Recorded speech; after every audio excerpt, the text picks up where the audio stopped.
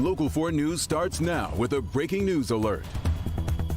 Breaking news coming to us out of East Lansing tonight. Michigan State University says it plans to fire Mel Tucker and terminate his $95 million contract. That move coming 1 week after a bombshell report in USA Today detailing a claim of sexual harassment. Tucker has blasted that report and the university's actions that followed. Let's get to Mara McDonald. She's live in the newsroom. Mara, it didn't take the school all that long to make this decision. Devin Kimberly Tucker was put on notice today that the university is firing him, but there is a process here.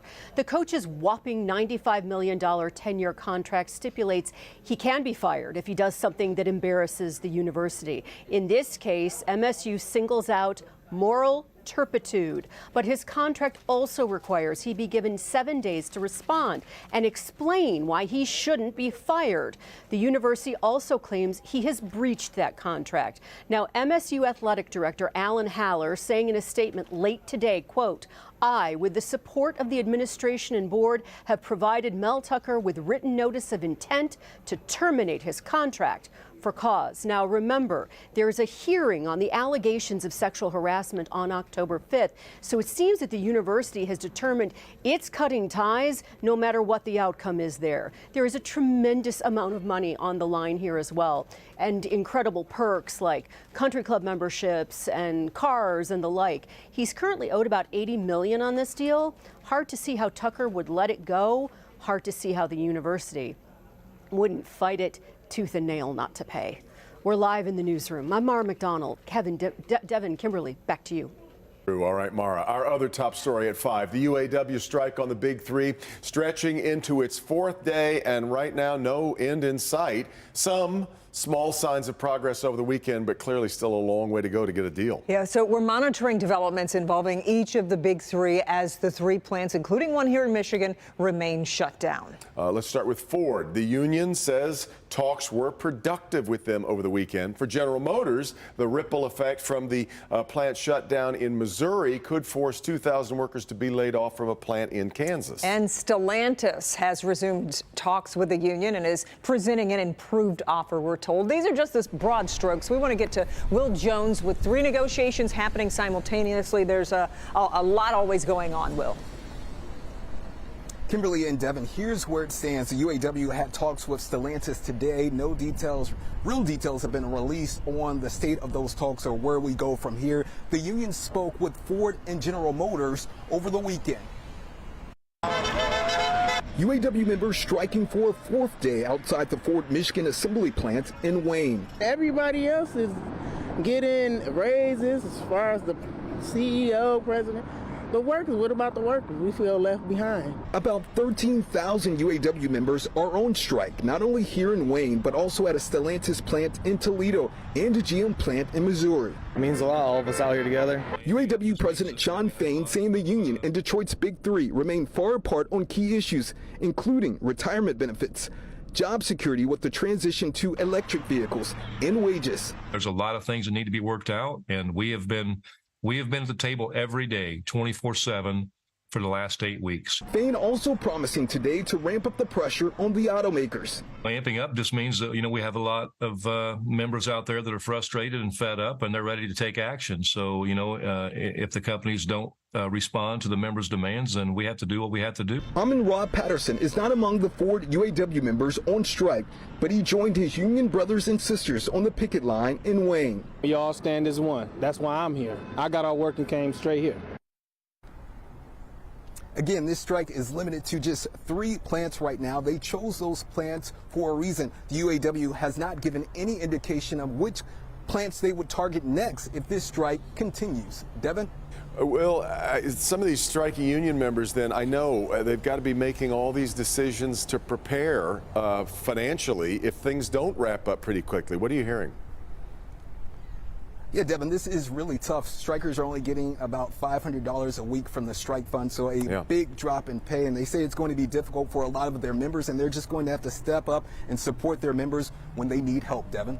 It's tough. All right, Will.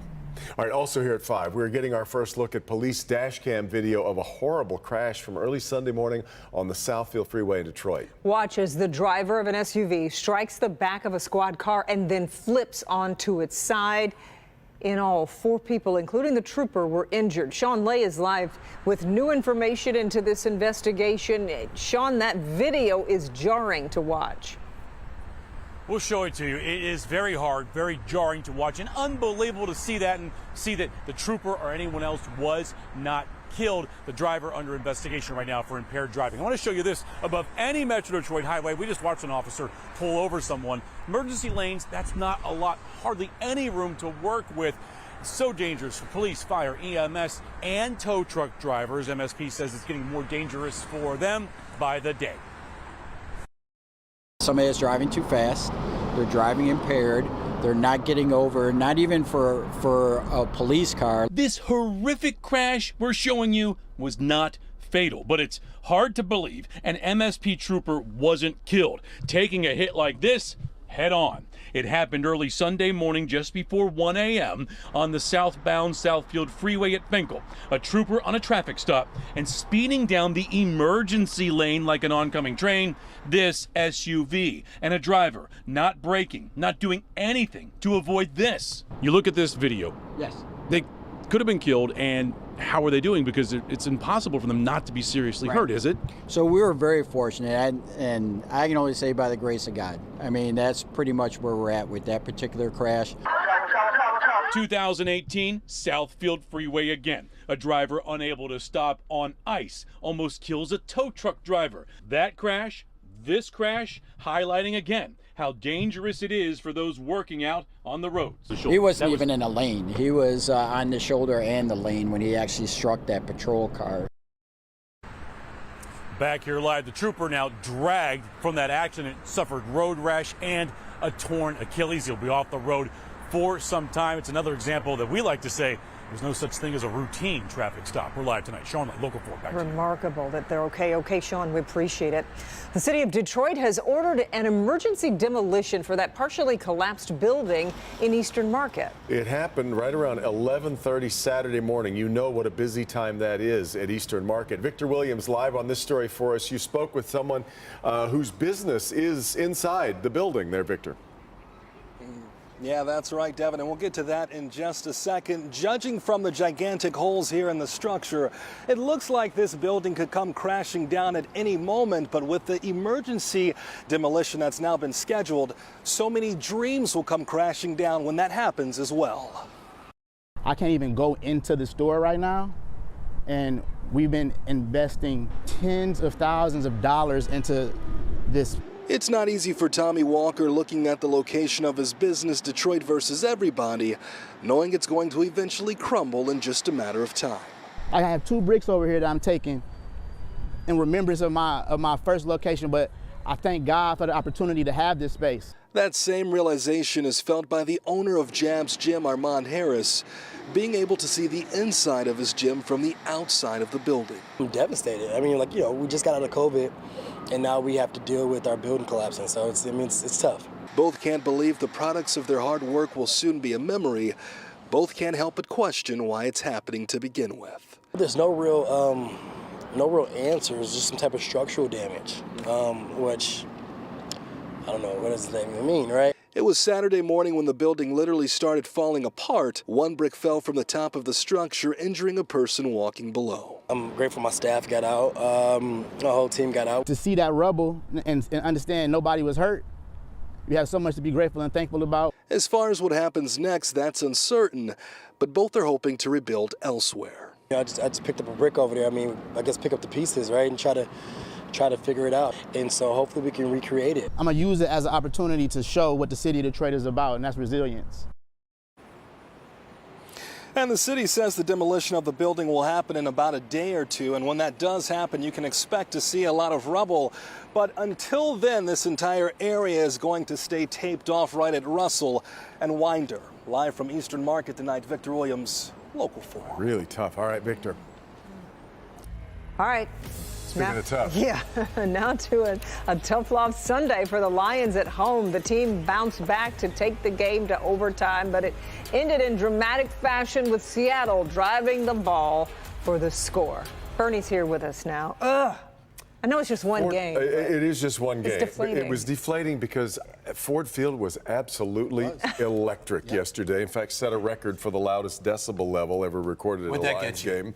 Would it get me? What's that going to get you? His voice is a little raspy this morning. A little raspy, I know. You know, the one thing I will say about this is, why did the Lions not get a shot? I know you score a touchdown, you automatically win. That rule's got to get changed again, right? I mean, come on. Yeah. Well, this is the third year in a row the Seahawks have beaten the Lions, but the Lions definitely helped with 2 turnovers that led to 2 touchdowns. Seattle wins it by 6 in overtime today. Dan Campbell said losing stinks, but it can help your team's focus.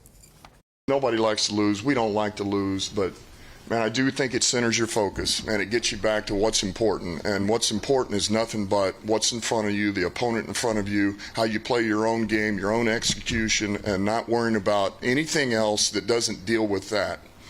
And I think that's what a loss does, man. It forces you to do that.